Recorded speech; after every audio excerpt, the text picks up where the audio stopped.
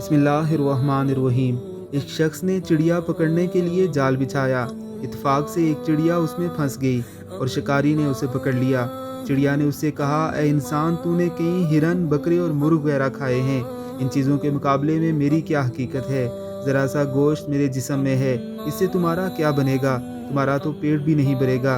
लेकिन अगर तुम मुझे आज़ाद कर दो तो मैं तुम्हें 3 नसीहतें करूँगी जिन पर अमल करना तुम्हारे लिए बहुत मुफीद होगा। उनमें से एक नसीहत तो मैं अभी करूँगी, जबकि दूसरी उस वक्त जब तुम मुझे छोड़ दोगे और मैं दीवार पर जाकर बैठूंगी। इसके बाद तीसरी और आखिरी नसीहत उस वक्त करूँगी जब दीवार से उड़कर सामने दरख्त की शाख पर जा बैठूंगी।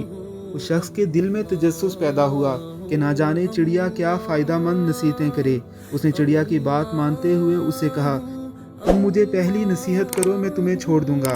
चुनाचा चिड़िया ने कहा, मेरी पहली नसीहत यह है कि जो बात कभी नहीं हो सकती उसका यकीन मत करना। ये सुनकर उस आदमी ने चिड़िया को छोड़ दिया और वो सामने दीवार पर जा बैठी। फिर बोली, मेरी दूसरी नसीहत यह है कि जो बात हो जाए उसका गम ना करना। और फिर कहने लगी, ए भले मानस, तूने मुझे छोड़कर बहुत बड़ी गलती की, क्योंकि मेरे पेट में पाव भर का इंतहाई नायाब पत्थर है। अगर तुम मुझे ज़बह करते और मेरे पेट से उस मोती को निकाल लेते तो इसके फ़रोख्त करने से तुम्हें इस कदर दौलत हासिल होती कि तुम्हारी आने वाली कई नस्लों के लिए काफ़ी होती और तुम बड़े रईस हो जाते।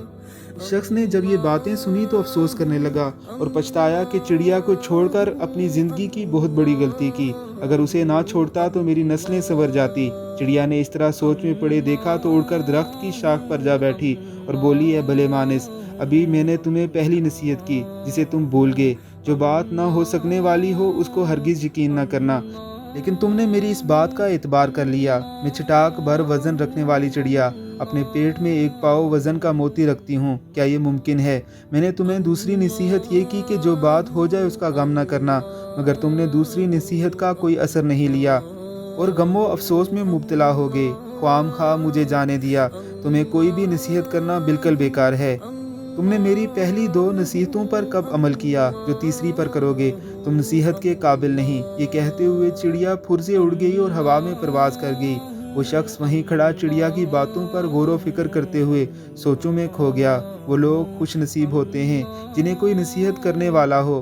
हम अक्सर खुद को अक्ले कुल समझते हुए अपने मुखलिस साथियों और बुजुर्गों की नसीहतों पर कान नहीं धरते।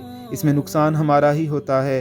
ये नसीहतें सिर्फ कहने की बातें नहीं होती कि किसी ने कह लिया हमने सुन लिया, बल्कि दानाई और दूसरों के तजर्बात से हासिल होने वाले अनमोल असासे हैं जो यकीनन हमारे लिए मशअल राह साबित हो सकते हैं अगर हम उन नसीहतों पर अमल भी करें।